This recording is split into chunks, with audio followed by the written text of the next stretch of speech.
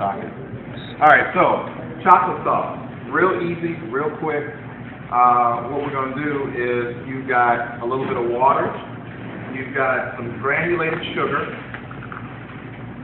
chocolate, and I believe there's some corn syrup that goes with it. Okay. Yep. 6 ounces of water. Now, without a doubt, if we're not all familiar, chocolate and water do not go together. If you melt down some chocolate and then water gets into that chocolate, it will seed. All right? So always remember that. Chocolate and water do not go together at all. All right, so we're heating up our water. We're going to add in our sugar. I don't know, Chef, that brings up a question. Why water is not opposed to milk or even cream? Consistency, viscosity. Okay. All right? And I'm also going to add in the corn syrup. What was that question more? Why water is opposed to milk or cream? Milk. Yes. Yes, we are. All right, so I've got milk, water, sugar, and corn syrup in a pot. And what's up?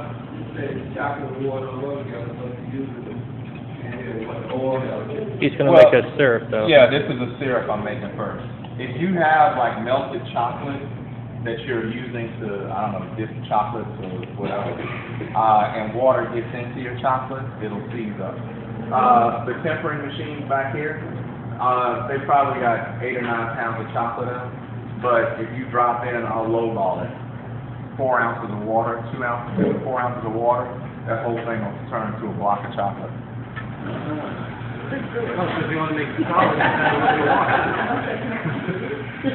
I don't believe them. Go for it.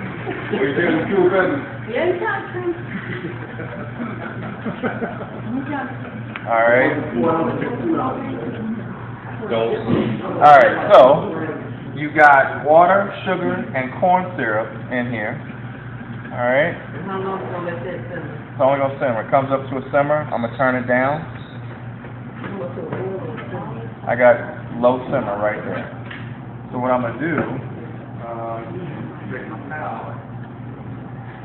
all right. Now the biggest thing, I bring it up to a simmer because sugar melts at 138. So I got to make sure my sugar melts. All right. Now take a taste.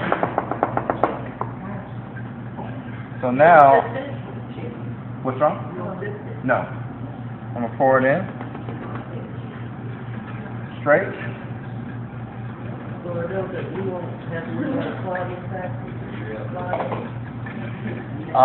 You don't have to necessarily worry about a clogging factor if you whisk it pretty well.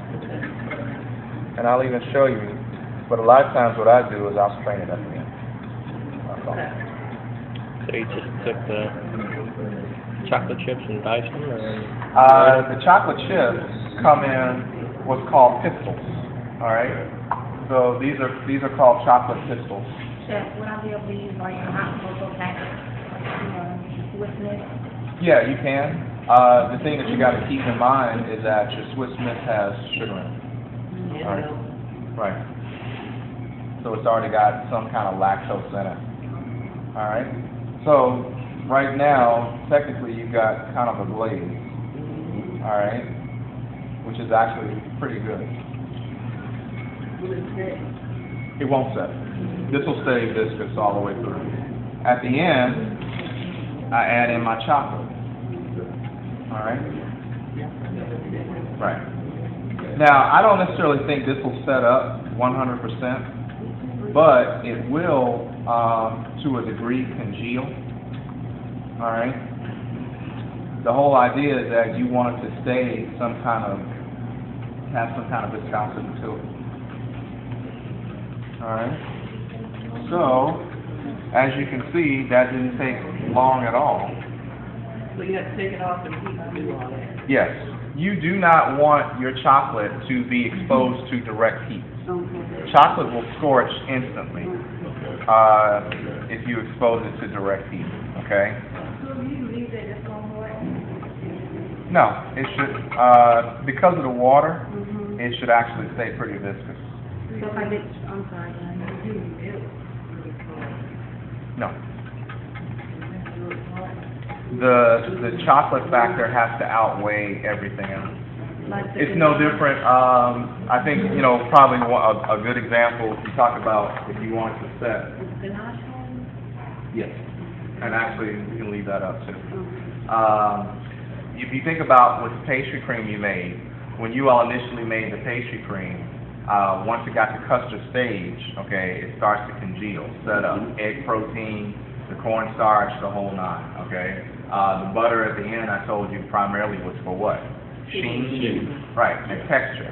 Well, at the same token, think about what you put in, butter. Initially, when you put that butter in, it's what? It's a solid. You drop it into that pastry cream, it turns what? It melts. But as the temperature goes down, that butter goes back to the state that it knows, and it starts to congeal again. Same thing with chocolate. When chocolate is exposed to direct heat, you know, it'll start to melt, but it'll scorch right away. You've got cocoa butter in it, which has a very low melting point, but it also has a high smoke point. No different than different oils you use. You remember foundations, you know, a lot of times, what did you all saute with? Olive Oil, butter, Yeah. all right, Clarified butter. clarified butter, right. And the reason why it was clarified was Prevent the burning. prevent the burning, Yeah. all right? So, Okay. so if you wanted to make like chocolate chip strawberry, you would dip it in that and then put them in the refrigerator? If you want to do, chocolate, any kind of, yeah, if you want to dip fruit, the best thing for you to do, believe it or not, is much simpler than this. You can melt down some chocolate. Let's say you get, lowball it, a pound of chocolate. You melt down a pound of chocolate and add in a tablespoon of oil, not butter, oil, okay? What happens is the fat clings with the chocolate and it'll stick to the fruit. At the same token now, the chocolate won't seize, okay? If you take just generic chocolate, if you take that chocolate there, put it into a bowl, and you start dipping fruit, eventually the chocolate will seize up because the moisture from the fruit gets into it. But when you have fat content in it, it won't seize up. Chocolate fountains. Everybody, To love it, So if I melt down Hershey's, I can use it. if you melt down, and that's the example I use. If you melt down a Hershey bar, if you melt down one Hershey bar, I believe is what, 4 ounces of chocolate, and you add a teaspoon of oil to it, you can mix it up and then dip in fruit, and it'll be clear. Now, when they make like, you know, the chocolate holidays, are they using the chocolate powder for that as opposed to liquid chocolate? Generally, when you do chocolate holidays, it's probably cocoa powder. Okay. All right. And I mix the bowl. And if you look, you can see it has a nice sheen on it. All right. Now, without a doubt, you know, I'm not knocking. If you want it to be thinner, you can always add a little more water to it to thin it out. Okay. That will help give it a little more viscosity to it if that is what you choose.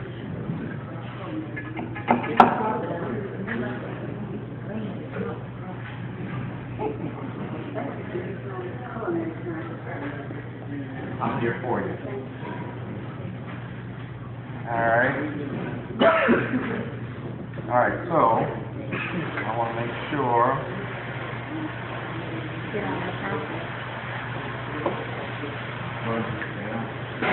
Alright, so your chocolate sauce is square. Now, here comes my all-time favorite. Let's make some caramel sauce. Now, that chocolate, that's what you think? Yeah, we turn it. Yeah, I mean, you know, but it, Oh, yeah. I would say you can make your own chocolate sauce. It's a, you know, think about how much you need. Yeah. All right, so let's see. Where's my other? I see that. All right, so caramel sauce, not difficult at all. All right, but is this the same kind of caramel you use on the that you can use it on a cake. No. Well, it is. I mean, it's just a process. All right, so, I'm not gonna lie. I don't have a recipe for caramel sauce. I've always done it by eye, so I'm gonna tell you how I eye it. Is that okay with everybody? Everybody okay with that? Okay. I'm gonna tell you 6 ounces of sugar. Okay? I'm gonna tell you 6 ounces of sugar. All right? So I got 6 ounces of sugar in a pot. I'm going to add in 1 tablespoon of corn syrup. All right? Now this next part, the only way I can explain it is how I explain it. Turn this sugar into wet sand. Does that make sense to everybody?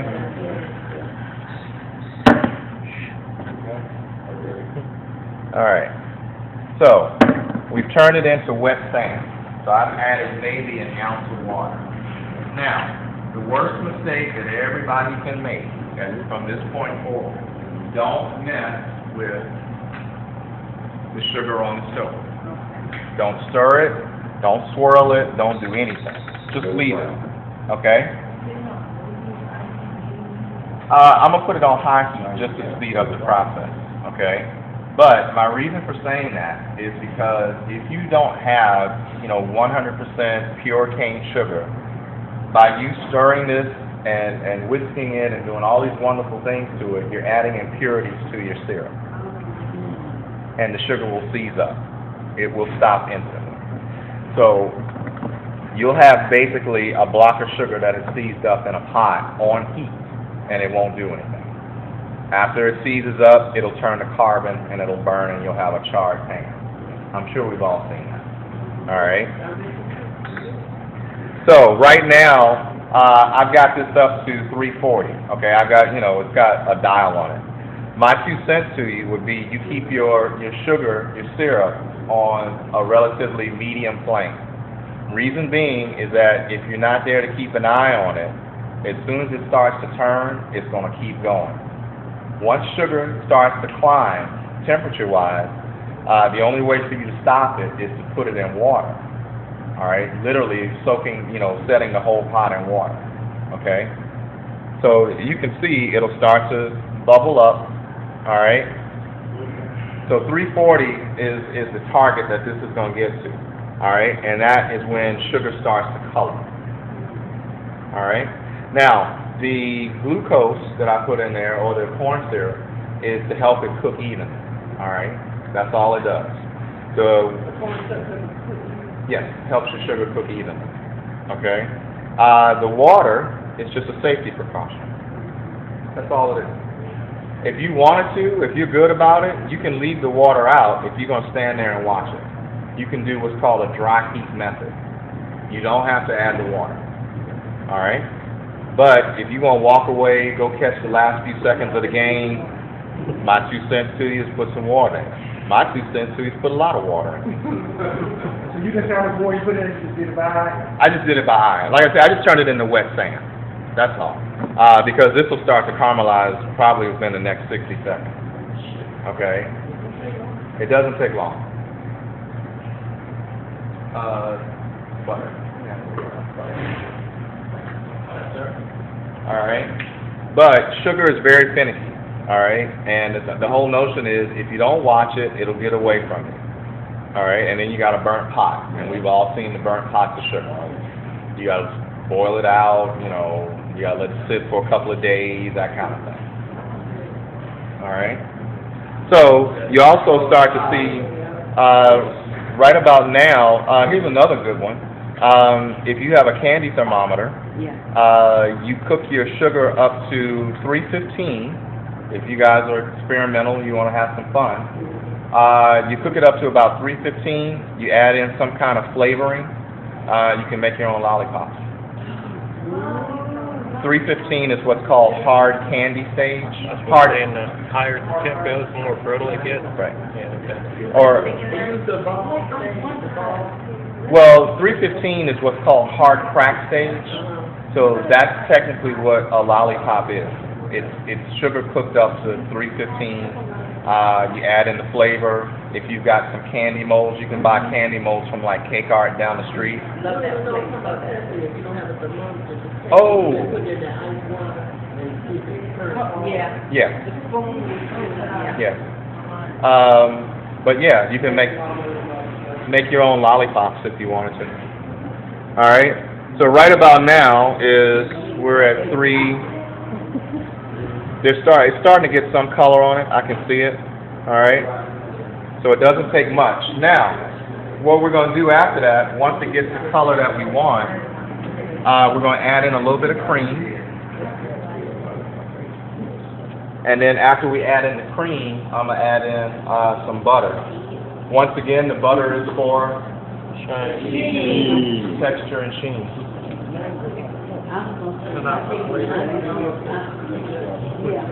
Very good. And what's pop? What's that? Lollipops? Yeah. Because we'll buy a candy and then pour that in there or something. Yeah, you can buy the candy molds cost like $2. And then pour just like hot. Yeah. And then you drop your stick in, you let it set up, you pop them out, you got your own lollipops. You say for flavor, what kind of flavors? Generally, you can add in extract.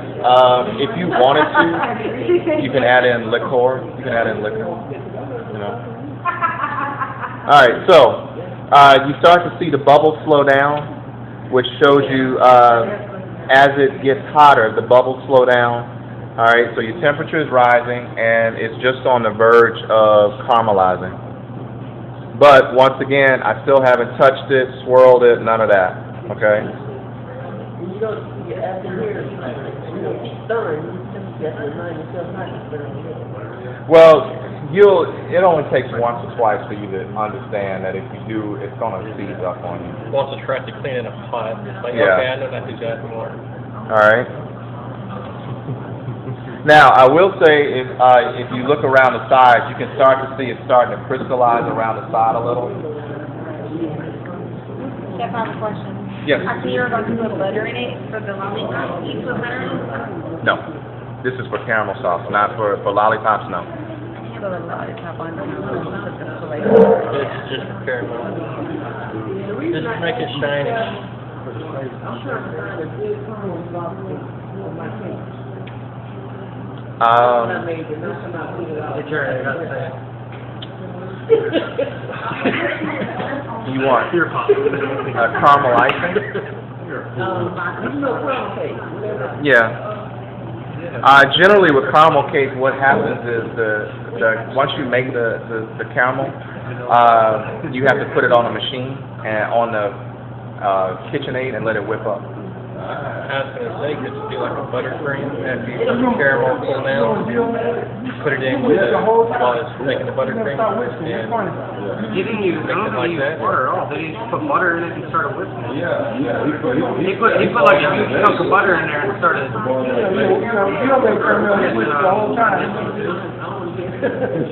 You don't touch it. It came out good though.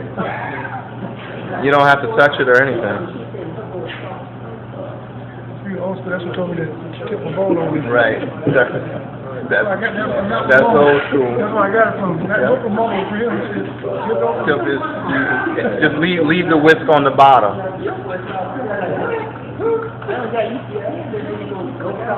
All right, so this is actually starting to caramelize. I mean, it's starting to caramelize, but it's also starting to seize up. It's crystallizing.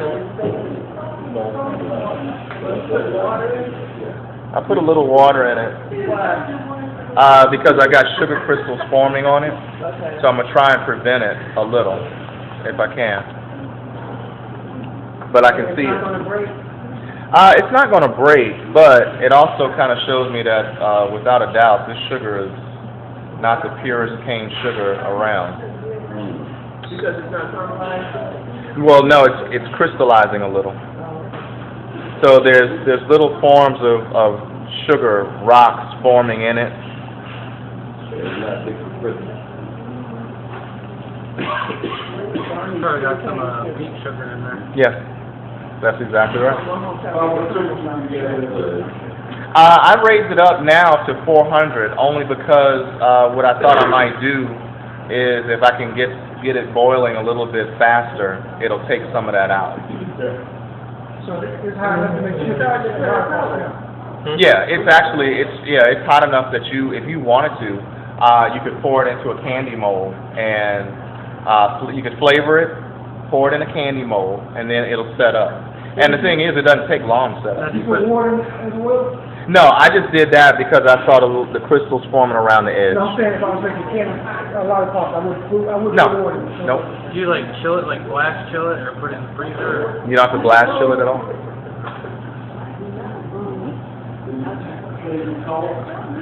It's changing color slightly. It's got a slight color to it, but I'm trying to prevent it from seizing, from crystallizing. And a lot of times that's the thing. Sugar is very finicky, ladies and gentlemen. I can tell you that right now. You honestly don't know what you have until you start to cook with it. And that's with any sugar, any name brand. You know, I think probably Dixie Crystals is probably the most famous outside of Domino. But even then, you pick up a bag of Domino in the store, you honestly don't know. I'll tell you something else if you've never heard this. Chemistry, once again. Sugar is very volatile. All right. I don't know if you remember about 6-7 years ago, the Dixie plant had an explosion. The powder. You have to have constant ventilation in a sugar factory. Flour will do the same thing. Yeah. Yep. Sure will. All right. So we are caramelizing just a little. I'm still a little afraid of the.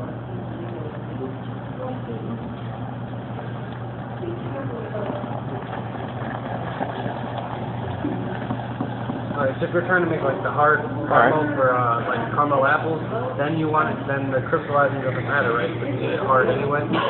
If you want to make candy apples, once again, take it up to 315. Why would you add vinegar for candy? Add in the. Why is vinegar added? It's not. I've never added vinegar. If you do, you can add acid. You can add acid into your sugar to kind of help prevent this from happening, but it's generally a small amount. You're talking maybe a teaspoon. Yeah. Once it starts to caramelize like it's doing now, what you're going to do is you just more or less cook it straight up to 315. Add in your, depending on where you're from, it's north, south. Some people add grenadine syrup to add flavor and color. Some people just add straight food coloring. All right, so it's starting to get the color on it, which is what we want. So now I'll move it around. All right, so now you start to get a little color on it.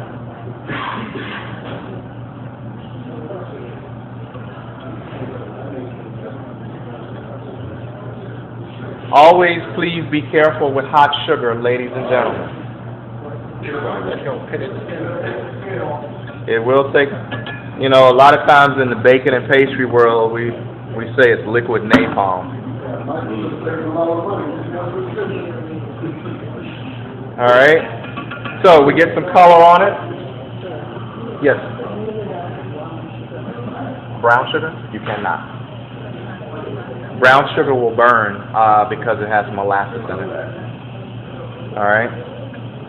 All right, so now I'll give my sugar a little bit of a stir. I got a little bit of color on it. I'm going to let it come up a little more. The thing to keep in mind when you're cooking your caramel sauce is that it is very deceiving what you see in the pot and then what it actually is. Okay? So this actually is technically right now considered blonde caramel, okay? Even though what you see in the pot may have some color on it, if you were to put it on a plate, it would be clear. Okay?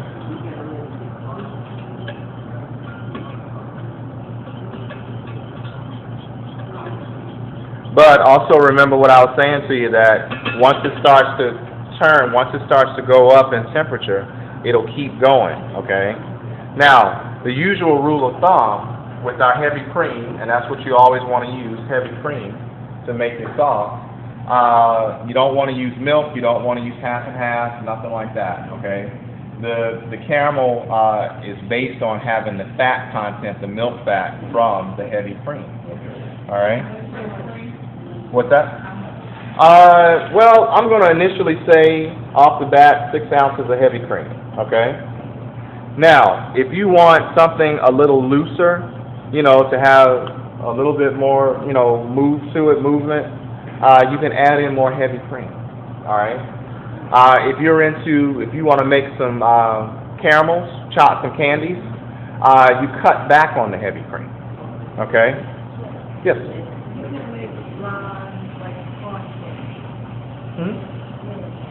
Yeah, you sure can. All right, so we're getting a little more color.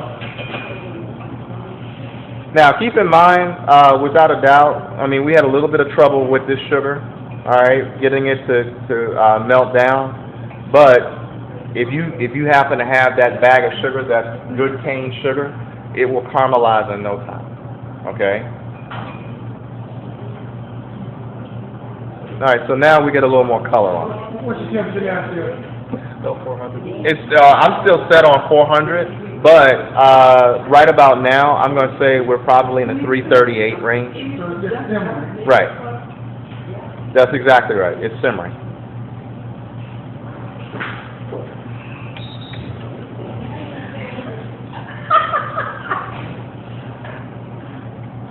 All right.